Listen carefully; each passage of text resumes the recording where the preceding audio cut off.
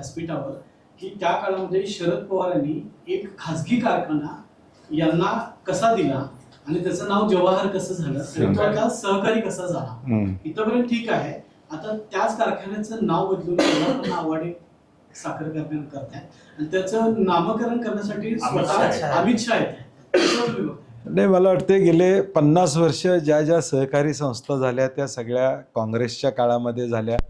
मला वाटते ते नाव बदलायला नको पाहिजे होतं. आवाडे दादांचं काम मोठं आहे, त्याबद्दल काही अडचण नाही. इचलकरंजी जनता बँकेला दादांचं नाव त्या ठिकाणी दिलेलंच आहे.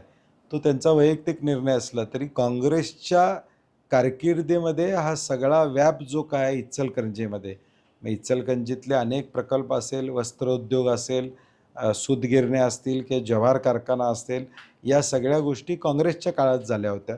मला वाटते ते नाव बदलायला नको पाहिजे होतं. किंबहुना अमित शाह साहेबांनीच सांगायला पाहिजे होतं नाव बदलू नका, दुसरा कुठला तर कार्यक्रम घ्या, मी त्या कार्यक्रमाला येतो. कारण की शेवटी जवाहरलाल नेहरूंचं नाव त्या ठिकाणी होतं, इतकी वर्ष त्या ठिकाणी होतं. ठीक आहे, पक्षीय भूमिका तुमची वेगळी असू शकते, त्याबद्दल मी काय बोलणार नाही. परंतु जवाहरलाल नेहरूंसारखं नाव बदलणं हे मला थोडं संयुक्तिक त्या ठिकाणी वाटत नाही. आणि आवाडे कुटुंबियांची एवढी मोठी ताकद आहे की आणखीन एक कारखाना काढून ते दादांचं नाव, दादांच्या नावानं अजून 2 कारखाने काढू शकतात, एवढं त्यांचं राजकीय वर्चस्व, ताकद आहे.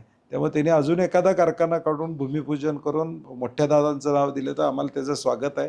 त्यांच्याबद्दल अजिबात, आवाडे दादांच्याबद्दल आम्हाला अनादर नाही आहे.